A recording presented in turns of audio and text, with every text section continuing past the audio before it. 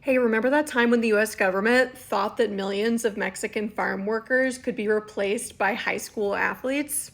So, for like 20 years, from around World War II, 1940s, through 1964, the US government had been actively recruiting Mexican men, allowing them and encouraging them to come across the border to engage in farm work, agricultural labor all across the American Southwest, because the US government needed laborers to do that. First, during World War II, when so many of its men were off fighting, and then they just thought, you know what, like, they're doing the work for a lot cheaper and a lot worse conditions, so we're just going to allow this to keep happening. This was called the Bracero program.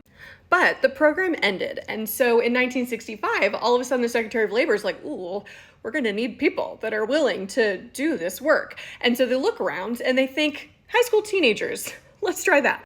They create a project called the A-Team, Athletes in Temporary Employment as Agricultural Manpower. And they basically prey upon young, athletic, high school dudes to be like, hey, come pick grapes for the summer. It's going to build character. Farm work builds men. You can do it. You're strong.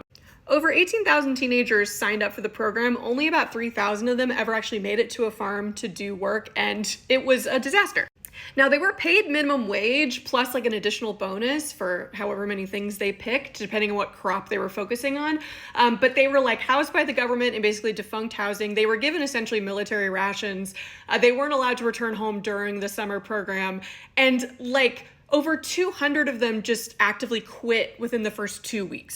Students immediately started staging strikes because they were like, these working conditions are so terrible and we're literally broke. Like, we can't live off of these wages, even though they're being paid the federal minimum wage. Like, the whole program fell apart. One of the men who was involved in this program, Randy Carter, reflected pretty recently saying, quote, "There's nothing you can say to us that migrant laborers are or they're lazy. We know the work they do, and they do it all their lives, not just one summer for a couple of months, and they raise their families on it. Anyone ever talks bad on them, I always think, keep talking, buddy, because I know what the real deal is."